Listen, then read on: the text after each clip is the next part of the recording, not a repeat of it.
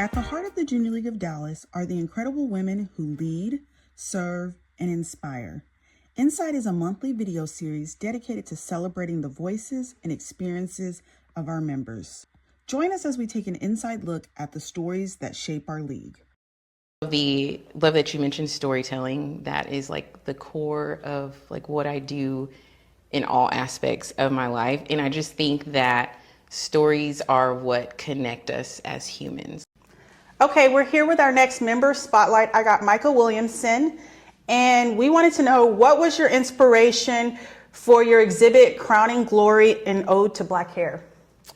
So the inspiration came from my own hair journey.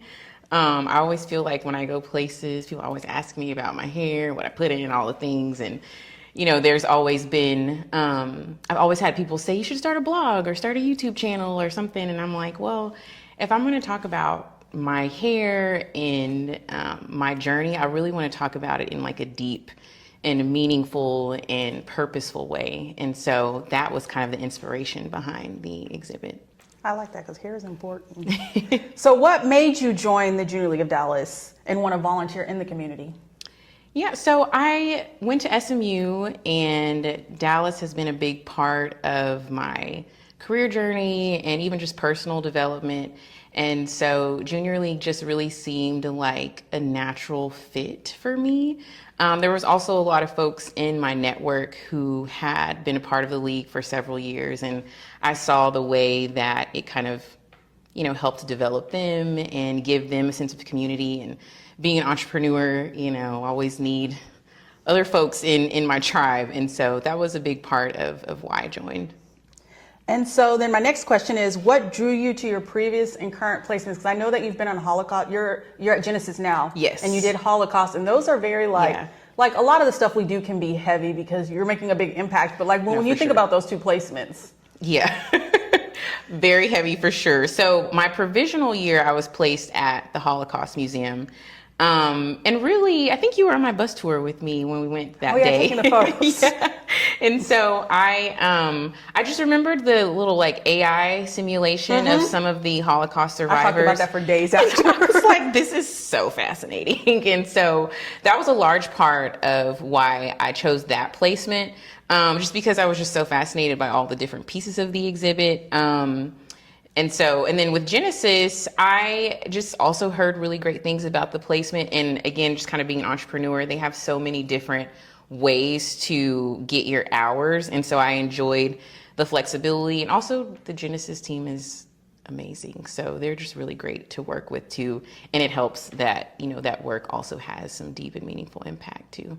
That's what I hear. So now I'm curious, because you talked a lot about being an entrepreneur. And as a fellow entrepreneur, what made you want to be your own boss? Because I like stalked you a little on LinkedIn, and I was like, this is impressive. Like, it's impressive. You know, I honestly think, I don't want to admit it to myself, but I do feel like entrepreneurship has always been in the cards for me, because I hate being told what to do. Like, I even say now, I'm like, at this point in my life, I've like I'm 5 years in, I'm like, I would make the worst employee ever. But really it's just honestly my journey into entrepreneurship. I kind of stumbled into it. I was teaching high school. I was getting my MBA. Okay. You know, there is an educator to entrepreneur pipeline for sure. So I was teaching, I was getting my MBA. I was doing a lot of different things. I thought I was going to go into consulting, and I graduated in 2020, started working at a startup. It was horrible. And so that was kind of just when I was like, you know what, if I'm going to take a gamble, let me gamble on myself. I like that. And so then the final question we have for you, with this being the comms committee and us trying to change up our insight a little and move our communications into just a new process, how do you see the role of storytelling and amplifying not only the Junior League's mission, but just like in the community, with you being like your own boss and doing that, even with your exhibit? Okay, this is a loaded question. So one, I just love that you mentioned storytelling. That is like the core of like what I do in all aspects of my life. And I just think that stories are what connect us as humans. Like, stories are the reason we remember songs. They're the reason we binge watch Netflix, the reason we like scroll endlessly on social or feel connected to people through a screen that we've never met. And so I really feel like no matter what field you're in, whether it's your personal, professional, or volunteer work, there's always a story to be told, a story to dig up. And so I think that doing that intentionally, asking questions, being curious about people, is what helps you make a real difference. So how do you hope people feel after they leave your exhibit? So I really hope that, especially Black women in particular, feel affirmed. I hope that they feel empowered and celebrated and loved and seen and supported.